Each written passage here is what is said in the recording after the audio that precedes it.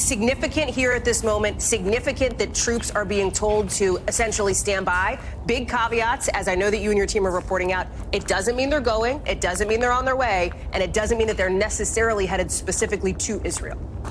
Correct. All of the above is absolutely correct, Hallie. So at this point, this is a group of soldiers, U.S. soldiers, who were already on essentially a short leash for deployment. So a 96 hours, what they call it. They've been that has been shortened to a 24-hour. That means that once they get the call saying, hey, you have to deploy, they literally have to be on the airfield ready to go within 24 hours. And the idea is, if in fact they get that order, they have not gotten yet, they would go to the region, most likely to a country neighboring or nearby to Israel. Now, it's also important to point out that this is a whole mix of different troops. So it includes medical troops, people who could support with and medical evacuations and things, explosive ordnance, people who are, experts in explosives. But it also will include sort of your classic infantry troops. So a whole mix of individuals here. Now, I also have to point out, yes, no orders. Yes, at this point, they would not go to Israel. But the officials who we're speaking with are not ruling out the possibility that ultimately some of them actually could go to Israel to support the IDF.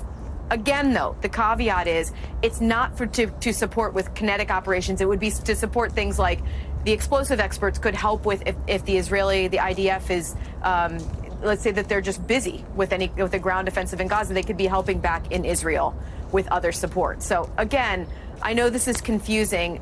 This is because it's not very clear what these troops, when they might go or what they specifically would be doing, but they are on a short leash to potentially deploy. All right. Shalom, shalom. First and foremost, before I get started, as always, I want to give all praises, honor, and glory unto Yahweh B'Shem Yahushai, Wahawah Kwadash, which Yahweh, that's the name of the Heavenly Father. Yahweh Shai, that's whom the world ignorantly calls Jesus Christ, it's his true name. And the Ruach Kodash, that is the Holy Spirit. And I also want to give double honors to the apostles and the elders of Great Millstone who rule and teach you on the scriptures. And salutations to all the brothers out there who are pushing the word in all truth and in all sincerity. And you just saw that video clip, all right, from NBC News. And as you heard, you're going to have, you see it right there as well. You're going to have about 2,000 U.S. troops that are going to go to the Middle East, and they're going to be on standby, okay? For this whole situation that's going on in the state of Israel, okay? With the Gaza Strip and all that, all right? And you see, what's happening is the Lord, he's gathering all the nations right now into the Middle East. All right, we'll start off with that. Thought I was going to start off with this revelation. But you know what? Let's hop to this, I think it's Joel, the third chapter, I believe. Yep. This is Joel chapter 3, verse 1, and it reads, "For behold, in those days and in that time, when I shall bring again the captivity of Judah and Jerusalem, I will also gather all nations and will bring them down into the valley of Jehoshaphat," all right, which in the Hebrew is Yahweh Shaphat, which that means the Most High's judgment, okay? And it reads, "And will plead with them there for my people and for my heritage Israel, whom they have scattered among the nations and parted my land." And you see, this is why the Lord is going to do these things, okay? Because these nations, all right, starting with Esau, Edom, all right, on down, they have us in captivity, and they also have done inhumane things to our people, taking advantage of us, okay, and have just completely destroyed the earth. All right, the earth is in a terrible predicament right now. So the Lord, he's gathering all these nations to that area so he can ultimately judge them. All right, And you see these nations, as the scriptures say, they're gonna get drawn out by the least of the flock.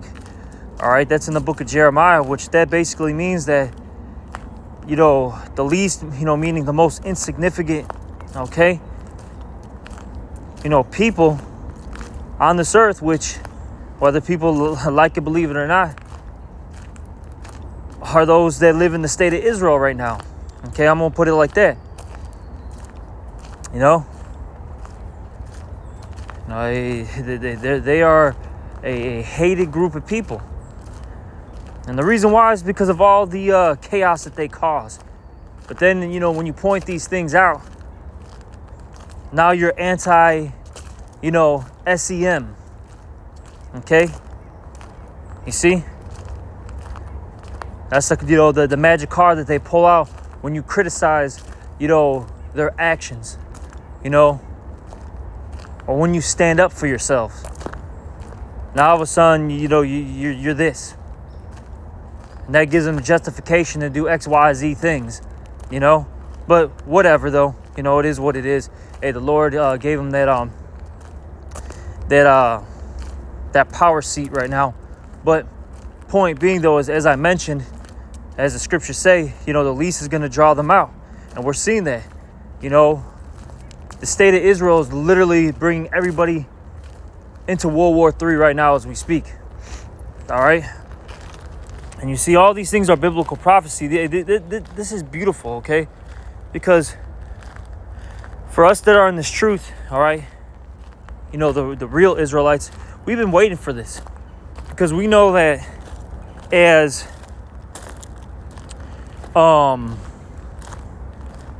this continues, okay, as you know, as there's more of a buildup, that means our salvation is coming very, very soon too. All right. And we've been looking forward to this. We're getting excited.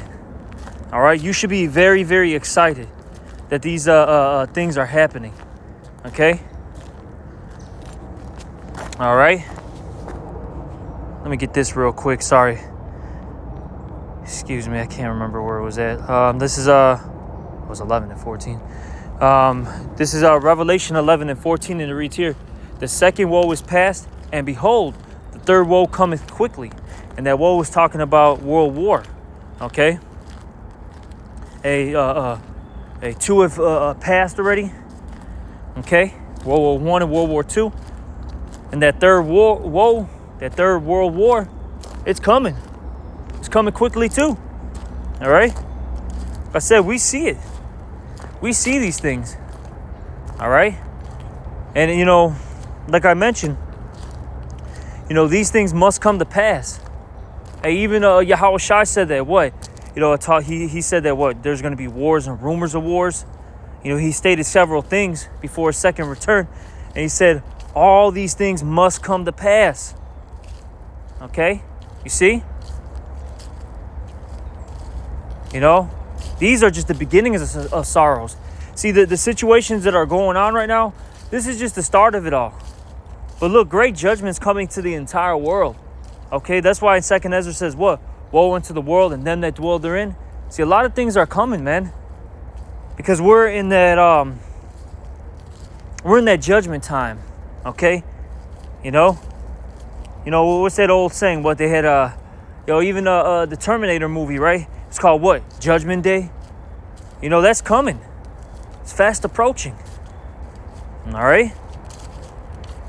You know, and these are some major prophecies that we're seeing and what's taking place. All right? This is no joke, man. You see? No joke. You know? This is why, hey, we got to get, more locked in. And well, we really got to get ourselves right. Before you know it, this stuff is going to hit. Hey, but this is all the Lord's will. Remember that. This is all the will of Yahweh B'Shem Yahushai, whom this world ignorantly calls God and JC. Okay? The true living power, Yahweh B'Shem Yahushai. Okay? Well, let me get this. The book of Joel, believe it's the second chapter, if I'm not mistaken. It talks about that northern army. Yep. Let's get this real quick. This is Joel chapter 2, verse 20, and it reads, "But I will remove far off from you the northern army," which that represents the American troops. All right. And it says, "And I will drive him into a land barren and desolate, with his face towards the east sea, and his hinder part toward the utmost sea. And his stink shall come up, and his ill savor shall come up, because he had done great things." And that's going into basically their deaths. Okay. Look, these American soldiers are not coming back home. Okay. They're not coming back home. You know, this is not the, you know, this is not look, this war is going to end all wars. I'm going to say it like that. You know, they're not going to, these troops aren't going to come back home and, you know, get a nice, you know, house, nice car, you know, live the American dream. All right. Be able to, you know, do a cookout on July 4th and, you know, what is it, Veterans Day? Nah, that stuff is gone, man. Okay? It's done. See, that stuff was in the past, you know? When America was strong, but hey, we're in the collapse of the American society right now. Okay? Of the American empire. It's falling right before our eyes. And that's because Yahweh Shem Yahweh Shai has an expiration date, you know, for this place. And it's fast approaching. That expiration date is almost here. You know, this kingdom's about to get thrown out, man. And the new kingdom's about to come. Which is what? Hey, the kingdom of Yahweh Shem Yahweh Shai. All right, the kingdom of Israel. You know, what do the scriptures talk about? What? A world without end? Meaning an age without end? All right? That's what's coming. You know? This kingdom wasn't meant to last forever. It was only meant for a season. In time, and that's it. And now it's almost up, like I said. Okay? You see? But hey, this is what's coming to, you know, to the world. Great death, destruction, calamities. Okay? Let's get I'm probably gonna get two more scriptures and we'll end it out. Let's get this Isaiah 14 real quick. No, is it Isaiah? 13, excuse me. This is, man, you know what?